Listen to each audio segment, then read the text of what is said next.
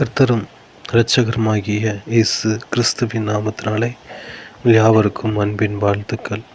இன்றைய தினத்தில் ஒரு வசனத்தை குறித்து நம்ம தியானிக்க இருக்கிறோம். சங்கீதம் 20ஆம் அதிகாரம் 1ஆம் வசனம். ஆபத்து நாளிலே கர்த்தர் உமது ஜெபத்தை கேட்பாராக. யாக்கோபின் தேவனுடைய நாமம் உமக்கு உயர்ந்த அடைக்கலமாவதாக. கர்த்தர் ஆபத்து நாளில் ஜெபத்தை கேட்கிறார். நம்மளை உயர்ந்த அடைக்கலத்தில் அவர் வைக்கிறார். அவர் ஆபிரகாமின் தேவன், ஈசாக்கின் தேவன், யாக்கோபின் தேவனாயிருந்து நம்மளை உயர்ந்த அடைக்கலத்தில் வைக்க வல்லவராயிருக்கிறார். எவ்வளவு ஒரு பெரிய ஆபத்தாக இருந்தாலும் சரி,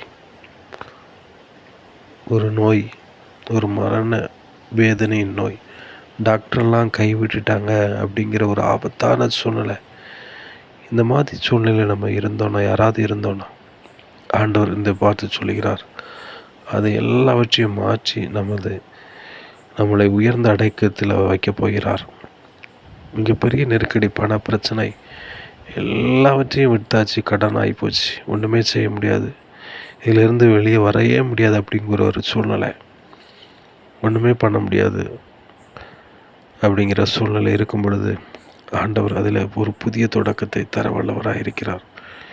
எந்த ஒரு ஆபத்தான சூழ்நிலையாக இருந்தாலும், அது பண பிரச்சனையாக இருந்தாலும், இல்லை ஒரு மனிதர்கள் மூலமாக வருகிற பிரச்சனையாக இருந்தாலும், நம்மளை அழித்து விடுவேன், உன்னை முழுவதும் முடித்து விடுவேன் என்று சொல்லி, நம்மளை அவங்களால எதிர்த்து ஒன்றுமே பண்ண முடியலையே என்று சொல்லி, ஒரு மன வேதனையில், ஒரு ஆபத்தான சூழ்நிலையில், ஏதோ தவறு செய்துட்டு ஒரு ஆபத்தான சூழ்நிலை நீங்கள் இருந்தேன்னு ஆண்டவர் என்று உங்களை பார்த்து சொல்கிறார், நான் உனக்கு உயர்ந்த அடைக்கலம் தர வல்லவராயிருக்கிறேன்.